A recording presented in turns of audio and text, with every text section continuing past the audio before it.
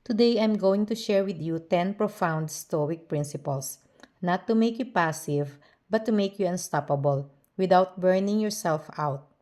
Number 1, focus only on what you can control. Sabi ng Stoics, may dalawang bagay lang sa buhay, yung kaya mong kontrolin at yung hindi. Your effort, your mindset, your response, that's yours. Other people's opinions, delays, outcomes, let them go. Peace begins the moment you stop arguing with reality. Number 2, confine yourself to the present. Marcus Aurelius said it clearly, stay here. Hindi ka stress dahil sa ngayon. Stress ka dahil sa kahapon at bukas na sabay mong binubuhat. When you return to the present moment, you return to your power. Number 3, desire without attachment. Yes, you can want big things, pero huwag kang kumapit na parang mauubusan ka. Attachment says, I need this to be happy. Stoicism says, I will do my part and I will be okay either way. That confidence, that's magnetic. Number 4, accept what is, then act wisely. Acceptance is not surrender. Acceptance is clarity.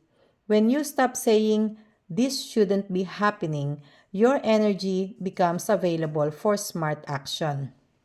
Number 5, turn obstacles into the path. Isa ito sa pinaka-famous Stoic ideas. The obstacle is the way. Yung delay, rejection, failure, hindi yan detour. Training ground yan. Number 6, practice inner stillness. A calm mind sees opportunities that a noisy mind completely misses. Stillness is not weakness, it's strategic advantage. Number 7, let go of the need for validation. You don't need applause to be aligned. The Stoics lived by integrity, not approval. When you stop chasing recognition, you start moving faster toward purpose. Number 8, amor fati. Love your fate. Not just tolerate life, not just survive it. Love it, even the hard parts, because every chapter is shaping you for what's next. 9, act with intention, not desperation. Desperation repels, intention attracts.